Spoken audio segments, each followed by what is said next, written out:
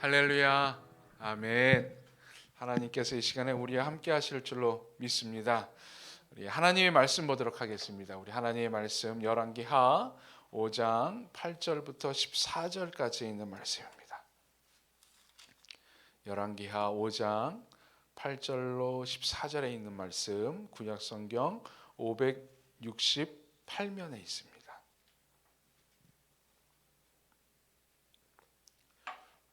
오늘 저와 여러분이 한 절씩 교독 드리도록 하겠습니다. 제가 먼저 읽습니다. 하나님의 사람 엘리사가 이스라엘 왕이 자기의 옷을 찢었다 함을 듣고 왕에게 보내 이르되 왕이 어찌하여 옷을 찢었나이까? 그 사람을 내게로 오게 하소서. 그가 이스라엘 중에 선지자가 있는 줄을 알리이다 하니라.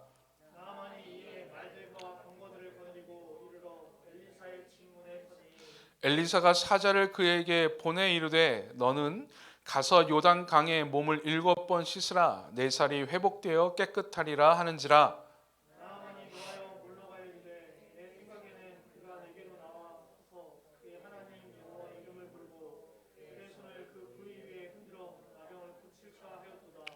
다메섹강 아바나와 바르발은 이스라엘 모든 강물보다 낫지 아니하냐? 내가 거기서 몸을 씻으면 깨끗하게 되지 아니하랴 하고 몸을 돌려 분노하여 떠나니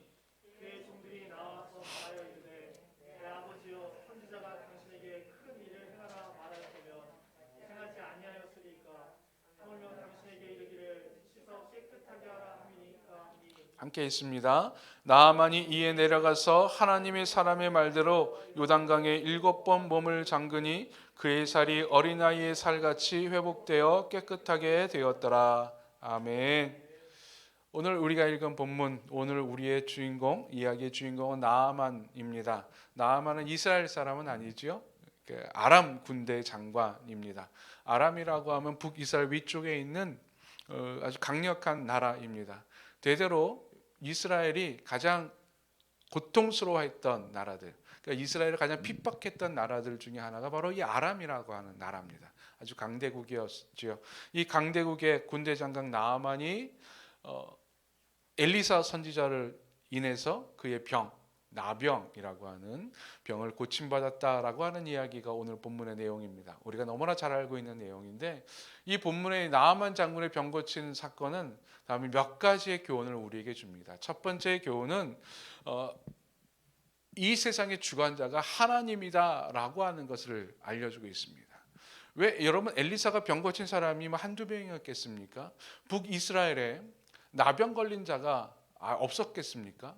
그런데도 불구하고 하나님은 굳이 이방인이었던 그것도 아람 군대 장관이었던 나아만의 병을 고친 사건을 통해서 하나님께서는 북이스라엘만의 남유다만의 이스라엘만의 하나님이 아니라 온 세상의 하나님임을 이야기해주고 있고 온 세상의 주관자임을 선포해주고 있습니다. 그래서 우리가 읽진 않았지만 5장 1절에 보면 이렇게 이야기합니다. 아람 왕의 군대 장관 나아만은 그의 주인 앞에 크고 존귀한 자니 이는 여호와께서 전에 그에게 아람을 구원하게 하셨습니다. 아멘.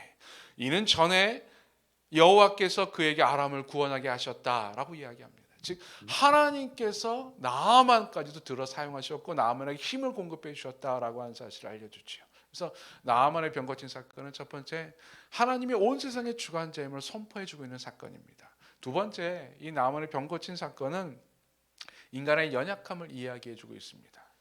어느 누구도 부럽지 않았던 1인지하 만인지상의 장군이었던 나아만, 그렇죠? 모든 사람들이 다 그를 부러워했을 거예요. 심지어는요 나아만이 북이스라엘 왕에게 찾아왔을 때 북이스라엘 왕이 쫄았어요. 야 어떡하지 그러면서 오늘 본문에 보니까 자기의 옷을 막 찢었다 그랬어요. 이거 슬픔의 표현이에요. 그러니까 나아만한테 꼼짝하지 못하는 거예요. 그 정도로 권세 있고 능력 있고 또 크고 또 보세요. 크고 존귀한 자다라고 할 정도로 아주 용맹한 자였고 명예로운 자였음에도 불구하고 그에게도 단점이 하나 있었는데 이게 뭡니까? 나병이라고 하는 거예요. 우리가 흔히 옛날에 말하는 문둥병, 요즘 말로 하면 한센신병이라고 불려지는 악성 종양, 악성 피부병입니다. 이 피부병 때문에 그는 함부로 옷을 벗을 수 없었을 거예요. 다른 사람과 독대해서 이야기하는 것이 참 부담스러웠을 거예요. 아마 그를 만나는 사람들도 다 어려워했을 겁니다. 이 나병이나 전염병이니 전염 피부병이니 혹시 이 잘못해갖고 나도 걸리지 않을까, 저 사람도 걸리지 않을까. 나아만은 항상 그걸로 인해서 컴플렉스가 있었어요. 그래서 이는 이 나병 때문에 아주 고통스러워했었고 이 나병을 고치고 싶어서 별짓을 다 했음을 알 수 있습니다. 그래서 이스라엘에서 잡아온 자기의 몸종이, 여주인의 몸종이 이런 얘기를 하니까 이렇게 하면 병 고칠 수 있어요라고 이야기하니까는 왕에게 이야기해서 편지를 가지고 북이스라엘까지 찾아갔었죠. 예, 우리는 이 이야기에서 인간의 연약함을 알 수 있습니다. 어느 누구도 완벽한 인간이 없습니다. 그래서 여러분, 나는 좀 뭐가 부족해, 나는 뭐가 좀 연약해, 나에게 이런 단점이 있어, 걱정하지 마십시오. 우리 모두에게는 다 그런 단점이 있어요. 여러분, 하나님께서 이런 단점을 주신 이유가 뭘까요? 목적이 뭘까요? 하나님을 의지하라고. 만약에 인간이 단점이 없으면 하나님 의지하지 않을 거예요. 하나님 없다고 이야기할 수도 있었을 거예요. 그러나 하나님께서는 남들이 모르는 나만의 단점, 나만의 어려움을 항상 주십니다. 그래서 그걸 통해서 하나님을 보게 하는 거예요. 그걸 통해서 겸손함을 깨닫게 하는 것이죠. 세 번째, 이 나아만의 이야기는 또한 우리의 금요 성령 집회의 주제인 믿음에 대해서 이야기해 주고 있습니다. 올바른 믿음. 나아만이 어떤 믿음을 가졌기에 이방인임에도 불구하고 하나님께 병고침을 받을 수 있었을까? 그리고 그는요, 나중에 보면 병고침 받은 다음에 믿음으로 돌아서요. 완전히 하나님을 믿는 사람으로 돌아섭니다. 그래서 이스라엘의 땅 흙을 가져다가 자기의 집에 갖다 놓고 흙을 뿌린 곳에 제단을 쌓고 거기서 하나님께 제사를 드리는, 하나님을 섬기는 자가 돼요. 어떻게 그렇게 믿음의 사람이 됐을까? 그가 처음부터 믿음이 좋았을까? 아니요. 오늘 본문은 우리에게 하나님께서 어떤 믿음을 원하시는지, 어떤 믿음이 진짜 믿음인지를 보여주고 있습니다. 첫 번째,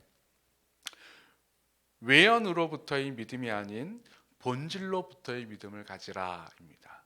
외연, 눈에 보이는 것, 드러나는 것으로부터의 믿음이 아니라 본질로부터의 믿음이 필요하다라고 하는 거예요.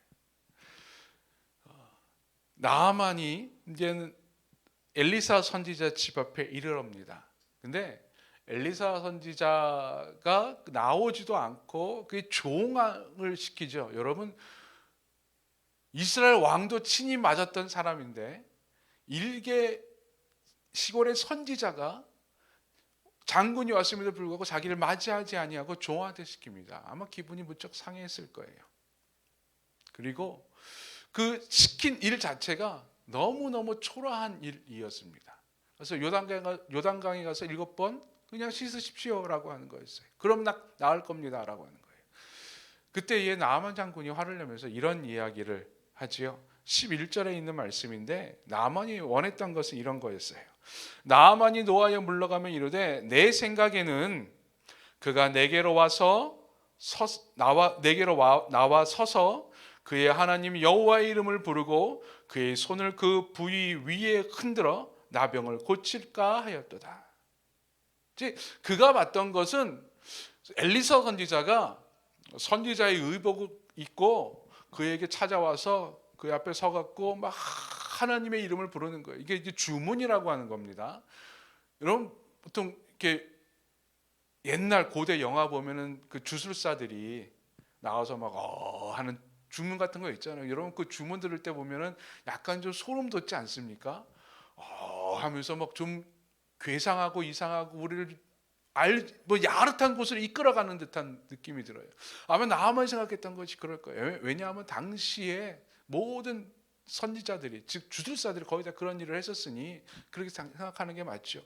누가 더 주문을 훨씬 더 화려하게 외우는지, 누가 더 주문을 좀 더 좀 영적으로 좀 고상하게 외우는지, 그것에 사람들이 바라만 봤었으니 아마 나만이 생각했던 건 그걸 하고 외우고 막 손으로 흔들어서 막 했다고 하는 것은 어떤 쉽게 말해서 춤을 춘다든지 아니면 어떤 특별한 행위를 하면서 사람들의 눈을 현혹시키는 행위를 하면서 그 병을 고칠까 하였다 생각했어요. 눈에 보이는 거예요. 외연으로 생각했어요. 즉 나만이 믿었던 믿음은, 처음 가졌던 믿음은 눈에 보이는 믿음이었어요. 외연으로부터 나타나는, 즉 사람들로부터, 화려함으로부터 나타나는 믿음을 가졌어요. 아, 저렇게 화려하니, 와, 저렇게 주문이 너무나 멋지니, 아, 저거는 믿을만 할 거야 라고 생각했었다라고 하는 것입니다. 나아만 장군이 북이스라엘로 자기 병을 고치러 왔는데요, 그 행차를 보면은 이게 이제 병 고치러 온 사람의 행차가 아닙니다. 그가 가지고 온 것은 은 10달란트, 금이 6,000개고 의복이 10벌입니다. 그건 예물이에요. 예물만이 아니라 자기가 북이스라엘에 와서 살아갈 수 있는 여러 가지 필수품들, 생활품들을 가지고 왔겠지요. 그것뿐만이 아니라 나아만은 말들과 병거까지 이끌고 옵니다. 이런 싸움하러 온 사람이 아니라, 전쟁하러 온 사람이 아니라 병 고치러 온 사람인데도 불구하고 병거를 끌고 와요. 쉽게 말해서 국방부 참모총장이 서울에 일이 있어서 이제 청와대로 가는데, 여러분 서울에 일이 있어 청와대 가면 뭘로 가야 됩니까? 관용차로 가는 거예요. 그렇죠? 이렇게 승용차로 가요. 근데 탱크 이끌고 왔다는 거예요. 탱크 이끌고 월 하면서. 그게 말이 됩니까? 아니죠. 위용을 과시하는 거예요. 즉 나아만이 가졌던 생각은 눈에 보이는 거예요. 눈에 보이는 화려함으로 인해서 이스라엘 왕이 자기에게 무릎을 꿇고 자기를 맞들어 보고 그런 것에 맞들려 있던 사람, 그런 것으로 믿음을 간직했던 사람이에요. 아마 이 나아만이 그런 마음으로 나아갔을 거예요. 그런 믿음을 가지고 나아갔을 거예요. 근데 우리가 가진 믿음도 이와 비슷합니다. 나아만과 비슷해요. 외연으로부터의 믿음을 우리는 늘 항상 갖고 있어요. 화려한 포장, 유명 브랜드, 우린 거기에 쉽게 마음의 문을 엽니다. 믿습니다. 화려한 포장을 보면, 야, 저건 분명히 좋은 게 있을 거야, 저건 분명히 값 나가는 걸 거야 라고 이야기합니다. 우리가 사는 유명 브랜드를 가지면, 아, 저거는 믿을만해 라고 이야기합니다. 그렇죠? 이건 잘못된 생각은 아니에요. 그렇죠?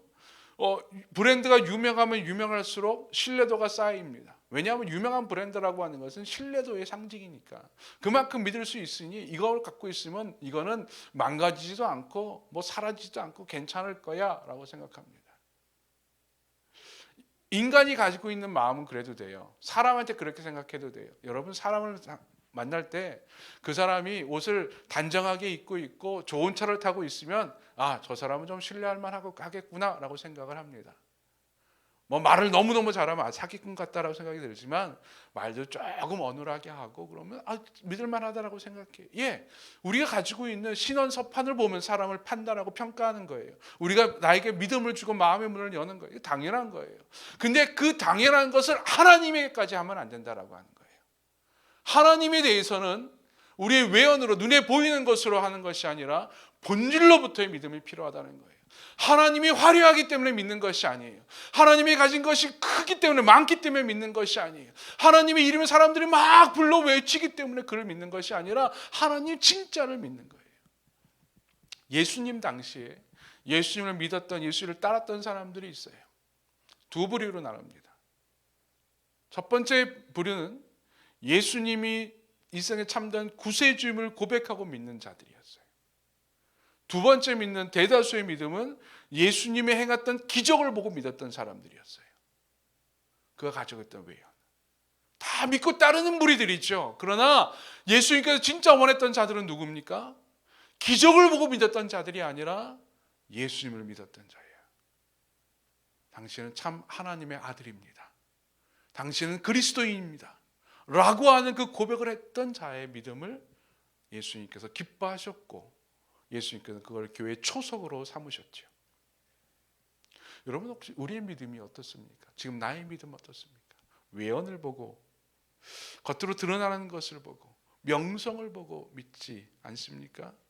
좀 더 교회도요, 그래요. 교회도 좀 더 화려하고 크고 웅장하고 사람들이 보기에 멋들어져 보이는 교회에 가면은 좀 뭔가 있을 것 같은 느낌이 들어요. 그렇죠? 여러분, 유명한 목사님이 이야기하면 다 신뢰하죠. 진짜 같아요. 다 진짜 같아요. 근데 이름 없는 한 전도사가 설교하면 같은 하나님의 말씀임에도 어떻게 받아들여집니까?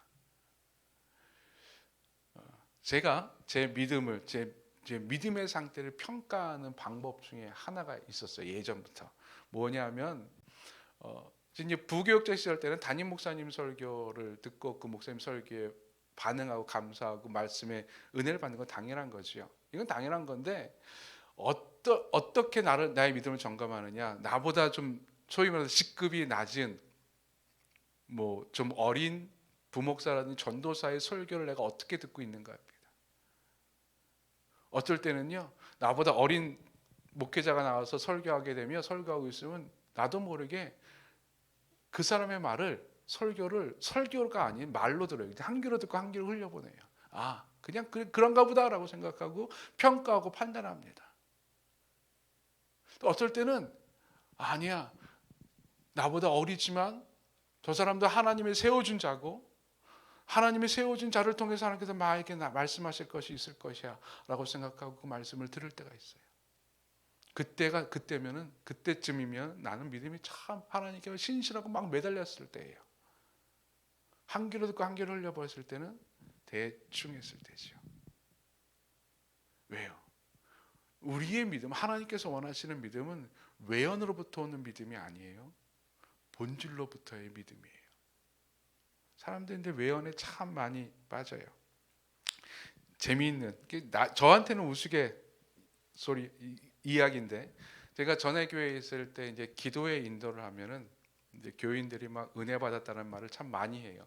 뭐 제가 능력이 있어서 그런 건 아니고 그냥 같이 이제 은혜를 공감하기 때문에 그런 것 같아요. 같이 은혜 받았다는 얘기도 많이 듣고 사람들이 참 뭐 체험도 하고 막 그래요. 그래서 그런가 보다 하는데 저희 이제 부교육자들이 많이 있었거든요. 목사님들 중에서는 왜 박 목사가 기도회 인도할 때는 사람들이 좋아할까 궁금해한 거예요.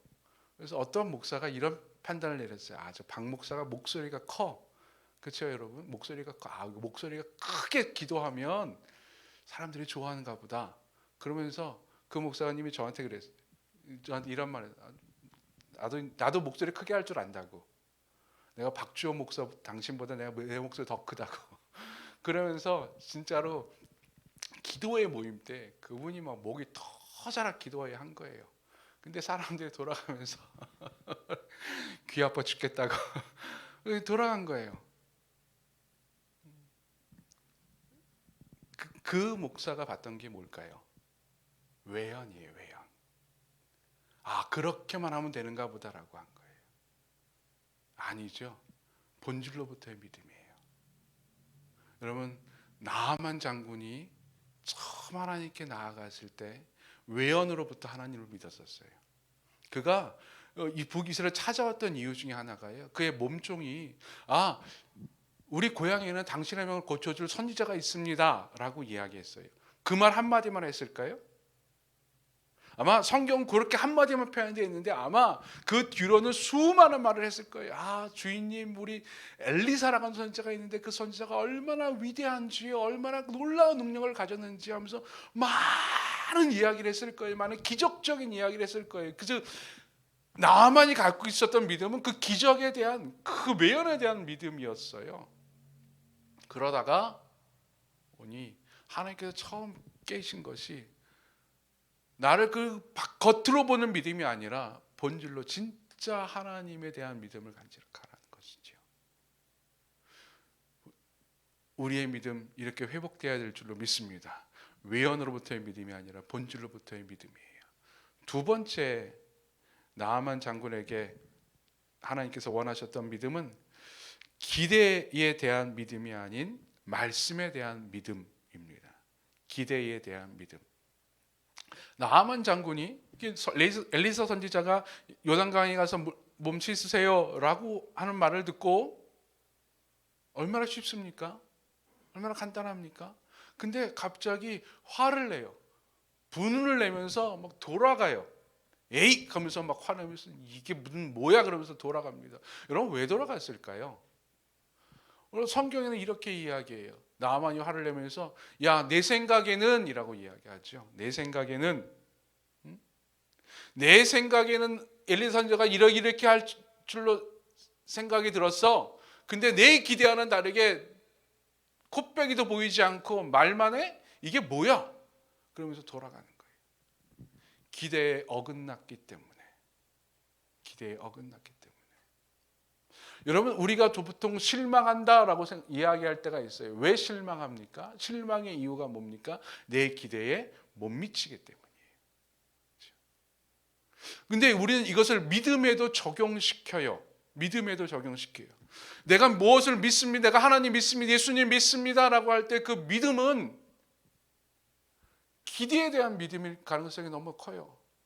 여러분, 병 고침을 받기 위해서 기도합니다. 하나님 내 병을 고쳐주시옵소서. 믿습니다라고 기도해요. 무엇을 믿는 겁니까? 병 고칠 것에 대한 기대에 대해서 믿는 거예요. 근데 그 기대가 어떤 기대냐? 기도하면 기도할수록, 생각하면 생각할수록 기대가 좀 구체적이 돼요. 이렇게 해서 병이 고쳐질 거야. 아, 내가 다음에 병원에 가서 검사를 받으면 내 안에 있는 암세포들이, 의사가 깜짝 놀라면서 아니 암세포가 다 사라졌습니다 라고 말하게 될 거야. 그 생각을 하고 가는 거예요. 그래서 가서 검사를 받았는데 의사의 말이 암세포가 아직까지 있다는 말을 들어요. 실망을 하게 되는 거죠. 하면서 믿음이 낙심하게 되는 거죠. 왜요? 내 기대에 대한 믿음을 간직하고 있었기 때문에 내 기대대로 안 이루어지면 무너지는 거예요. 이스라엘 백성들이 하나님께서 내가 너희를 출애굽시켜서 가나안 땅으로 보내줄 것이다 라고 약속해 주셨어요. 이스라엘 백성들 그 약속을 믿었어요. 기대했어요. 어떤 기대? 편안하게 가나안 땅에 들어갈 거예요. 우린 승전가를 부르면 가나안 땅에 들어갈 거라고 생각했어요. 그런 기대를 가졌죠. 그런데 하나님께서 40년을 광야에서 굴렸어요. 쉽게 편하게 굴린 것이 아니라 전투도 벌이면서 거기서 죽음을 맞이하면서 고통 가운데 힘든 가운데 그들은 40년을 광야에서 살았어요. 그때 그들이 했던 게 뭡니까? 원망이었어요. 왜요? 기대대로 안 이루어지니까. 난 빨리 갈 줄 알았는데 몇 년 동안 헤매고 해도 가나안 땅이 보이지 않으니 원망할 수밖에요. 자기는 배 부르게 갈 줄 알았는데 먹을 것이 떨어지니 원망할 수밖에요. 기대가 안 되니 그렇게 되는 겁니다. 여러분, 우리는 이런 기대에 대한 믿음을 늘 항상 간직하고 있어요. 근데 여러분, 사회는 기대에 대해서 충족시켜주는 곳입니다. 그렇죠? 여러 회사들이, 여러 기업체들이 상품을 막 사람들한테 홍보를 해요. 홍보할 때 어떻게 홍보하시는지 아십니까? 여러분이 원했던 것이 뭡니까? 이거 아닙니까? 그 기적의 상품이 여기 있습니다. 제가 모발이 점점 얇아지고 이마가 점점 넓어져요. 근데 탈모에 대한 고민이 있어요. 그래서 탈모에 대해서 이렇게 TV 광고 나오면 유심히 봐요. 근데 재밌는 거는 탈모의 모든 샴푸라든지 약이라든지 다 이야기해요. 모발이 얇아지세요? 머리가 빠지세요? 이 샴푸만 써보세요. 모발이 두꺼워집니다. 그 말 들으면요, 두근두근 거려요. 진짜 저 샴푸 쓰면 두꺼워질까? 기대하게 해요. 기대에 충족시켜준다 그래요. 그래서 우리는 종종 이 기대에 대해서 충족시켜주는 것만을 원해요. 그리고 거기에 따라가요. 근데 하나님에 대한 믿음은 내 기대를 충족시켜주는 믿음이 아니에요. 하나님에 대한 믿음은, 하나님을 믿는다라고 하는 것은 말씀에 대한 믿음이에요. 말씀이 그렇게 할 것이다 라고 하면 그 말씀에 대해서 믿는 거예요. 내 기대대로 그 과정이 진행되지 않는다 할지라도 하나님의 약속, 말씀, 그 결론은 그렇게 된다라고 하는 것에 대한 확신을 가지고 나아가는 거예요. 근데 우리는 종종 그 믿음을 기대에 대해서 가져요. 여러분, 교회에 대해서 실망하고 사람들이 교회에 대해서 무너지는 사람들도 있어요. 왜 그럽니까? 내가 그렇게 기대해서 그래요. 교회는 이렇게 해야 돼. 하나님 믿는 사람은 이렇게 해야 돼 라고 하는 내 기대에 대한 믿음이에요.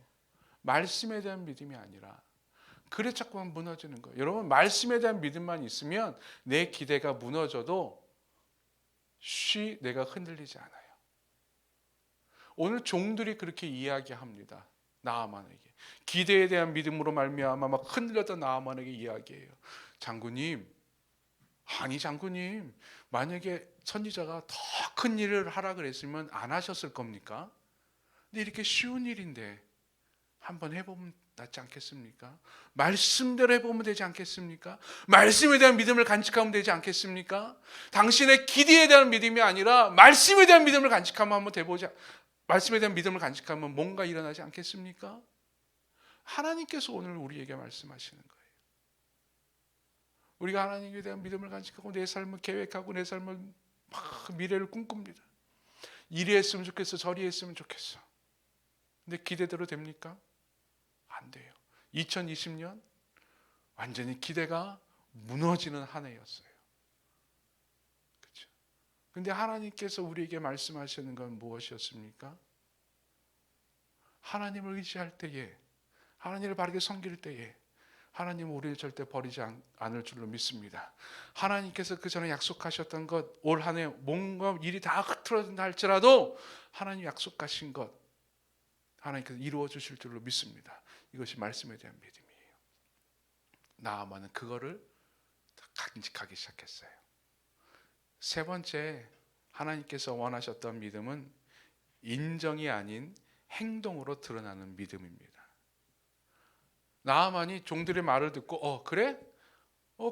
그렇겠네? 그래. 그러니까 내 하나님의 그 말씀 믿지. 요단강에서 7번 몸을 씻으면 나을 거야. 믿어. 만약 그걸로 끝났다면 어떻게 됐을까요?